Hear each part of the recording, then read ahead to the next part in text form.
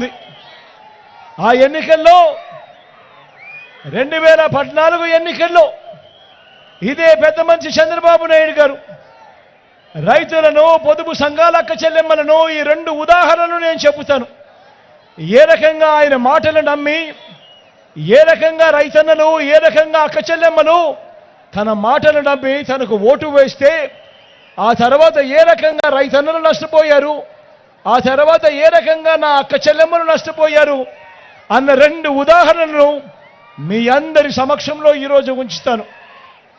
అప్పటిలో 2014లో 87,612 కోట్ల రూపాయలు వ్యవసాయ రుణమాఫీ అని చెప్పి, బ్యాంకుల్లో పెట్టిన బంగారాన్ని విడిపిస్తాను అని చెప్పి, చివరికి రుణమాఫీ కథ దేవుడెరుగు, సున్నా వడ్డీ సైతం ఎగ్గొట్టిన పరిస్థితులు కూడా మనమంతా కూడా మన కళ్ళారా చూశాం. ఇదే చంద్రబాబు ఏం చేశాడో మనమంతా కూడా చూశాం. ఇదే చంద్రబాబు తాను 14 ఏళ్ళు సీఎంగా ఉన్నప్పుడు ఏ రోజైనా ఒక్కరోజు రైతన్నలకు పెట్టుబడికి సహాయంగా ₹1 అయినా కూడా ఈ పెద్ద మనిషి చంద్రబాబు నాయుడు రైతు భరోసాగా ఇచ్చాడా అని అడుగుతా ఉన్నాను మీ అందరినీ కూడా ఈరోజు.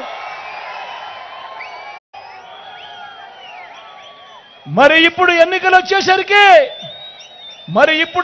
వచ్చేసరికి జగన్ స్కీమ్ అయిన రైతు భరోసాను ఈ పెద్ద మనిషి చంద్రబాబు మోసం చేసేందుకు జగన్ కంటే ఎక్కువ ఇస్తాను అని ఈ పెద్ద మనిషి చెప్తా ఉంటే రైతన్నను నమ్ముతారా అని అడుగుతా ఉన్నాను. ఈ సందర్భంగా ఆలోచన చేయమని అడుగుతా ఉన్నా. తాను 14 ఏళ్ళు ముఖ్యమంత్రిగా ఉన్నాడు, 3 సార్లు ముఖ్యమంత్రిగా చేశాడు. ఏ ఒక్కరోజు ₹1 కూడా రైతన్నలకు పెట్టుబడికి సహాయంగా, రైతు భరోసాగా ₹1 కూడా ఇచ్చిన పరిస్థితులు లేవు. మరి ఈరోజు ఎన్నికలు వచ్చేసరికి జగన్ చేస్తా ఉన్నాడు కదా అని చెప్పి, జగన్ కన్నా ఎక్కువ నేను చేస్తాను అని తాను చెప్తా ఉన్నాడు అనంటే ఏ స్థాయికి దిగజారిపోయాడో ఈ పెద్ద మనిషి అన్నది ఒక్కసారి జ్ఞాపకం చేసుకోమని అడుగుతా ఉన్నా. మరో వంక మీ జగన్ ఉన్నాడు, మీ బిడ్డ ఉన్నాడు.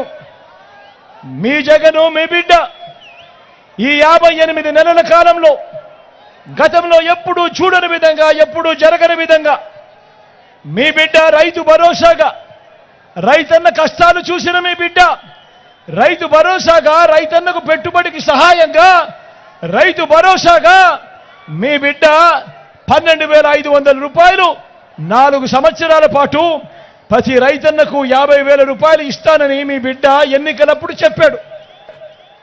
మీ బిడ్డ అధికారంలోకి వచ్చిన తర్వాత రైతన్న కష్టాలు ఎరిగిన మీ బిడ్డ 12,500 చెబితే దాన్ని ఏకంగా 13,500 చేశాడు.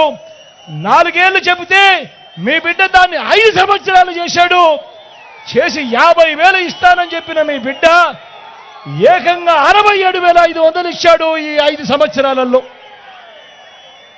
తేడా గమనించమని చెప్పి కోరుతా ఉన్నా.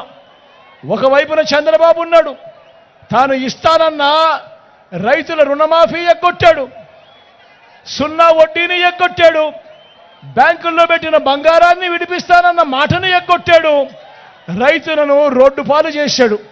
మరో వంక మీ జగన్, మీ బిడ్డ రైతన్నలకు చేస్తానన్న దానికన్నా కూడా మరింత మెరుగ్గా చేసి చూపించాడు మీ బిడ్డ. తేడా గమనించమని చెప్పి మీ అందరినీ కూడా కోరుతా ఉన్నా. ఈరోజు మీ బిడ్డ గర్వంగా తలెత్తుకుని మీ ముందర నిలబడి నీరెడ్డి మేనిఫెస్టోలో 13,000 మేనిఫెస్టోలో చెప్పిన దానికన్నా ఎక్కువ 13,500 ఇచ్చా.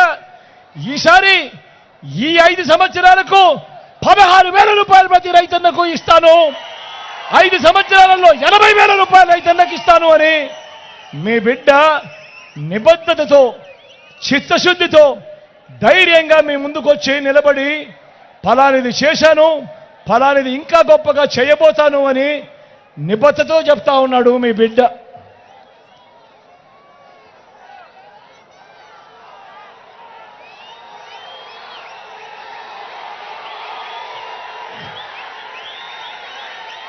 మరి మాట